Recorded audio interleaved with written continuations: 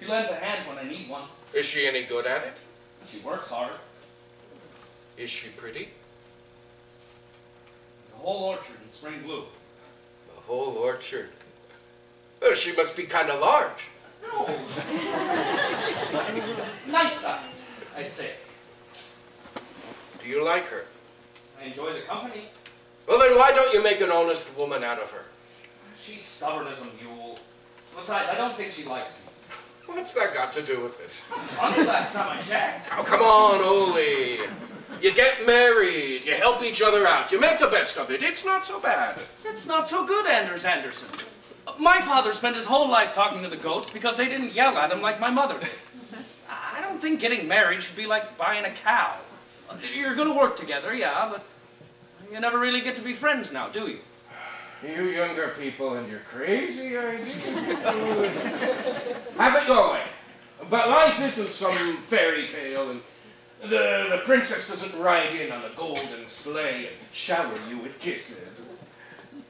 Marriage is just a lot of work. So you ought to find someone who can work. Speaking of which... You boys want some lunch now, I suppose? Lunchtime already, Mrs. Anderson. When did you get to be so formal, Olaf Olsen? Oh, he's hired a woman, so he thinks he needs manners now. A woman? She'd come into town to work for the Dahlstroms. Oh, what a terrible thing that was. Yeah, she didn't know anyone here, and had no place to stay, and nowhere to go, so I hired her. To do what? She helps out around the farm, that's all. She's a nice girl, and I sleep in the barn. If only you were fond of women the way you're fond of that horse. No, I never have to apologize to the horse for snoring. No wonder you can't get a girl, Ole.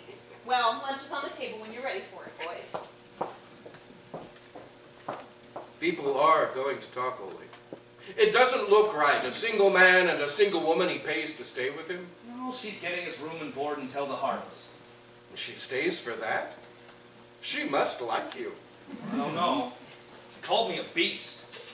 Women like that in a man sometimes. Beauty and the Beast.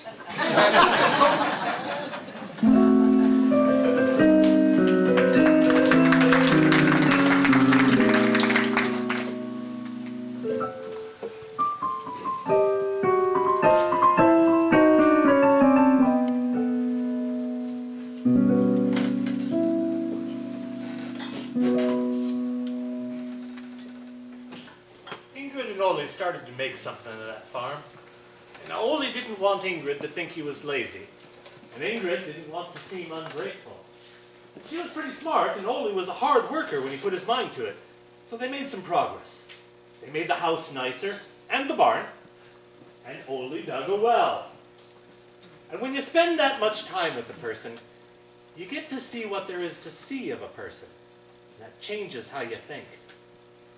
Not necessarily what you're willing to say, to yourself or the other person.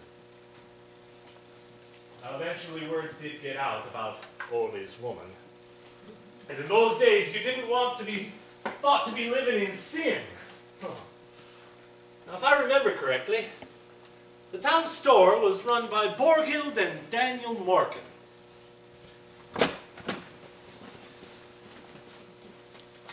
She definitely got top billing in that partnership.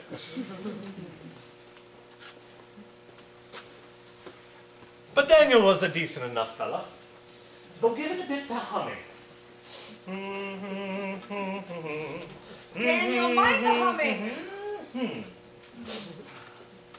Good morning, Harold Doken. Good morning, Mrs. Morgan. Good morning, Mr. Daniel. What brings you here this morning? Oh, I heard there was a new girl in town, almost as pretty as you.